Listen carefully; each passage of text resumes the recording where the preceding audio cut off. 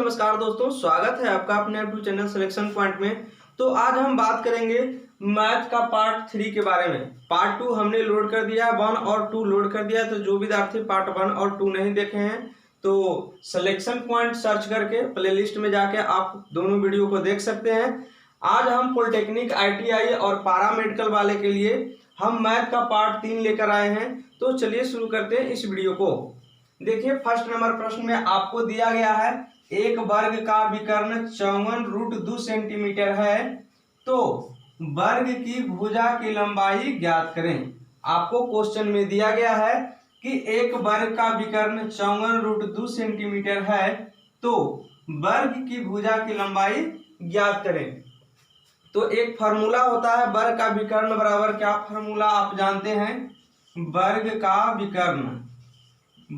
का विकर्ण बराबर होता है √2 अगुणे क्या होता है? भुजा। तो भुजा को हम ऐसे सूचित करते हैं, तो वर्ग का विकर्ण बराबर होता है √2 गुणे भुजा। तो आपको वर्ग का विकर्ण दिया हुआ है 54√2, तो वर्ग के विकर्ण के साइड में क्या रखेंगे? 54√2 बराबर हो जाएगा √2 गुणे भुजा। तो देखिए, √2 से √2 कैंसिल हो जाएगा, तो a बराबर कितना आया? a बराबर कितना आ गया? 54 सेंटीमीटर। तो आपसे यही पूछा गया था कि भुजा की लंबाई बताइए, तो भुजा की लंबाई कितना आ गया? a बराबर 54 सेंटीमीटर। तो इसका राइट आंसर क्या हो जाएगा? तो इसका राइट आंसर होगा 54 सेंटीमीटर। चलिए हम दूसरा नंबर प्रश्न देखते हैं, ध्यान से देखिएगा। करा 6 संख्याओं का औसत 8 दिया हुआ है। क्या दिया हुआ है? 6 संख्याओं का औसत 8 है। 7वीं संख्या जोड़ने से औसत कितना हो जाता है? तो 10 हो जाता है। क्वेश्चन में आपको दिया हुआ है 6 संख्याओं का औसत 8 है, 7वीं संख्या जोड़ने से औसत 10 हो जाता है। तो 7वीं संख्या ज्ञात करें। आपको 7वीं संख्या निकालना है। जो 7वीं संख्या जो जोड़ने से औसत 10 हो गया, तो 7वीं संख्या ज्ञात करें। तो ऐसा आप लोग जानते होंगे कि योग बराबर होता है औसत गुणे संख्या। योग बराबर होता है औसत को ए भी से लिखते हैं, औसत गुणे होता है संख्या। औसत गुणे संख्या होता है। तो यहाँ पे निकालेंगे 6 संख्याओं का औसत, या 8 है तो यहाँ पर निकालेंगे कि 6 संख्याओं का योग। निकालेंगे 6 संख्या का योग, तो 6 संख्या का योग बराबर हो जाएगा, औसत कितना है? तो 8, तो औसत गुणे संख्या करेंगे, तो 8 गुणे 6 यानी 8 छके कितना हो जाएगा? तो 48 हो जाएगा। उसके बाद 7वीं संख्या जोड़ने से औसत कितना हो जाता है? तो 10 हो जाता है। अब निकालेंगे कि 7 संख्या, यहाँ पर लिखेंगे 6 संख्या का योग, फिर लिखेंगे 7 संख्या का योग लिखेंगे। 7 संख्या का योग हो जाएगा 10 गुणे कितना? 7, यानी 10 अते कितना हो जाएगा? 70। यदि ये दोनों को घटा देंगे, 6 संख्या का योग 48 और 7 संख्या का योग आ गया 70। 48 और 70। आपसे पूछा गया 7वीं संख्या, तो 7वीं संख्या बराबर क्या हो जाएगा? तो 7वीं संख्या बराबर हो जाएगा 70 - 48। जब 70 में आप 48 को घटाएंगे तो कितना आएगा?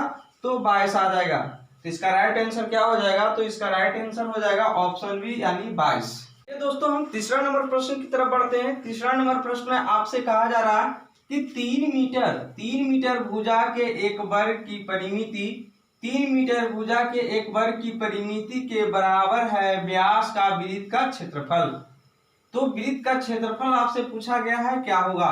3 मीटर भुजा के एक वर्ग के परिमिति के बराबर है व्यास का वृत्त का क्षेत्रफल क्या होगा, यही आपसे पूछा जा रहा है। इस क्वेश्चन में दिया हुआ है 3 मीटर भुजा के एक वर्ग, तो वर्ग का भुजा आपको दिया हुआ है, वर्ग का भुजा दिया हुआ है 3 मीटर। आपको वर्ग का भुजा क्वेश्चन में गिवन है, यानी a बराबर आपको दिया हुआ है 3 मीटर।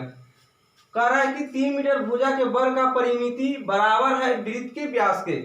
तो आपको लिखना है कि वर्ग का परिमिति और व्यास बराबर है। तो वर्ग का परिमिति बराबर होता है 4 गुणे भुजा बराबर है व्यास के, तो व्यास बराबर होता है 2r। व्यास बराबर क्या होता है? 2r, यानी वृत्त का वर्ग का परिमिति और वृत्त का व्यास है जो क्या है? बराबर है। तो आपको यहाँ पर देखिए a का वैल्यू आपको निकालना है। तो a का वैल्यू तो दिया हुआ है कितना? 3 मीटर। तो इसको लिखेंगे 4 × 3 बराबर 2r। तो देखिए यहाँ से 2 से 2 दूना 4, 2 बार में कटेगा तो r बराबर कितना हो जाएगा 6, यानी r का वैल्यू कितना आ गया 6, यानी त्रिज्या कितना हो गया 6। तो आपसे पूछा गया है कि वृत्त का क्षेत्रफल बताइए, तो वृत्त का क्षेत्रफल बराबर होता है पाई आर स्क्वायर। तो पाई का मान तो देखिए ऑप्शन के अनुसार पाई तो रहने देना है, आर स्क्वायर तो हो जाएगा पाई गुने आर का वैल्यू 6, तो 6 का स्क्वायर यानी 6 छक्का 36 पाई सेंटीमीटर स्क्वायर हो जाएगा। तो इसका राइट आंसर कौन सा होगा, ऑप्शन सी राइट हो जाएगा। दोस्तों हम चौथा नंबर प्रश्न की तरफ बढ़ते हैं। चौथा नंबर प्रश्न में आपको क्या दिया हुआ है, तो आपको दे रखा है यदि 3 sin a plus 5 cos a बराबर दिया हुआ है 5। आपको क्वेश्चन में दिया हुआ है 3 sin a plus 5 cos a बराबर 5, तो आपको बताना है 3 cos a minus 5 sin a का होल स्क्वायर का मान क्या होगा, यही आपको इसमें ज्ञात करना है। तो देखिए एक ऐसा हम दिमाग लगाते हैं कि a यानी थीटा, a की जगह क्या है थीटा, तो थीटा का जगह कौन सा ऐसा क्वेश्चन में आपको दिया हुआ है 3 sin a plus 5 cos a बराबर दिया हुआ है 5। तो आपको ये दिमाग लगाना है कि थीटा यानी a की जगह कौन सा एंगल रखें कि जोड़ के 5 को, दोनों को जोड़ को क्या हो जाना चाहिए 5 हो जाना चाहिए।